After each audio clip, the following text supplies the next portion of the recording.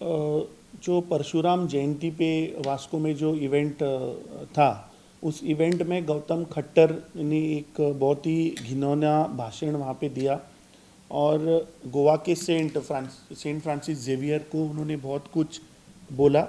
तो we condemn that statement of Gautam Khattar and we demand कि ऐसे हेट स्पीच देने वालों को इमीडिएटली अरेस्ट करना चाहिए। तो हमारा चार्ज है कि ये सब बीजेपी प्रोवोक्ड पोलराइजेशन और गोवा का जो हार्मनी है ये डिस्टर्ब करने के लिए ये भारतीय जनता पार्टी ने ये रचाया हुआ षड्यंत्र है। क्योंकि हमने देखा कि वहाँ पे उस मंच पे एक कैबिनेट मिनिस्टर मोविन गुदिनो थे, दो भारतीय जनता पार्टी के एमएलए कृष्णा दाजी सालकर और संकल आमोणकर भी वहाँ पे मौजूद थे। ये इंसिडेंट हुआ 18 तारीख को, बट दुर्भाग्य की बात यह है कि जब 19 तारीख को कांग्रेस पार्टी के कोरतालीम के ब्लॉक प्रेसिडेंट ने जब कंप्लेंट फाइल की, तब जाके इशू लाइट पे आया और उसके बाद चीफ मिनिस्टर बोलते हैं कि हमने एफआईआर रजिस्टर किया है। एफआईआर रजिस्टर करके कुछ नहीं होगा। हमारी डिमांड है कि ऐसे हेट स्पीच देने वालों को इमीडिएटली अरेस्ट करना चाहिए। और this is an election year, 8-9 महीने में गोवा राज्य में इलेक्शन होने वाले हैं, तो ऐसे प्रोवोकेशन बहुत सारे होंगे।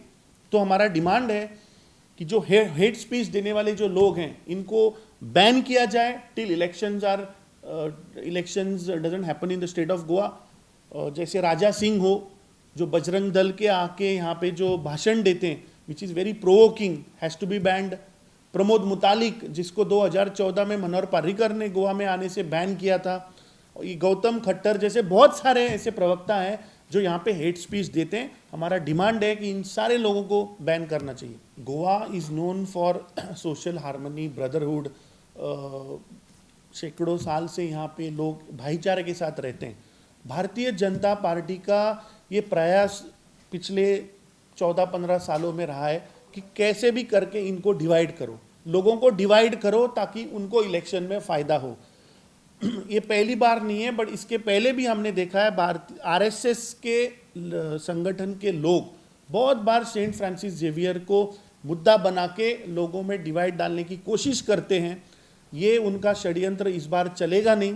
गोवा की जनता हार्मनी में रहती है। गोवा की जनता एक सोशल फैब्रिक जो गोवा का है, भाईचारा जो है वो कायम रहेगा। और ये बीजेपी आरएसएस जैसे लोग जो ये डिस्टर्ब करना चाहते हैं, हम इसको टॉलरेट नहीं करेंगे।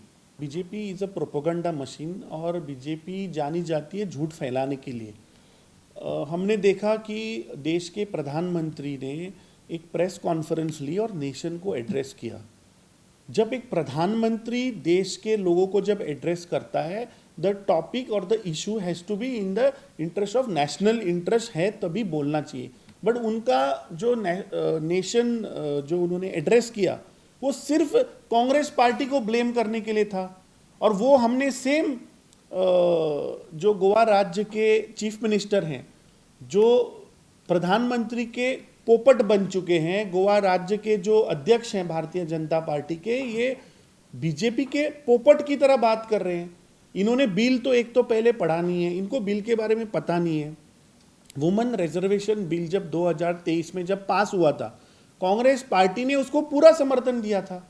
तो 2023 से लेकर 2026 तक इन्होंने इंप्लीमेंट क्यों नहीं किया?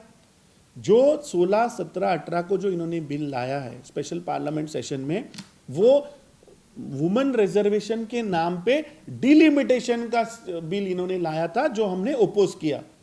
हमारा कहना साफ है कि एक बार सेंसस हो जाने दीजिए, कास्ट सेंसस, उसके बाद डिलिमिटेशन होने दो, उसके बाद इंक्रीज इन पार्लियामेंट सीट का देखेंगे।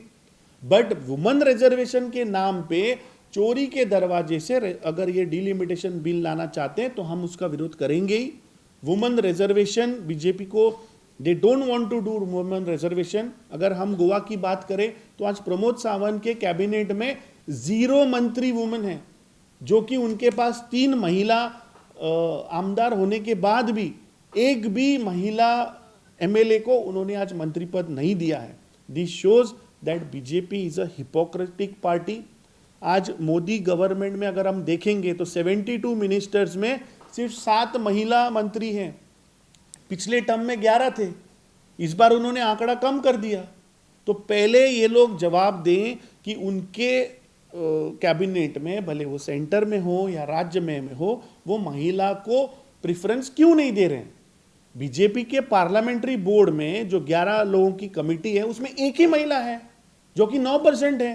तो आई थिंक पहले बीजेपी ने अपने खुद के घर देखना चाहिए और फिर दूसरों को ब्लेम करना चाहिए।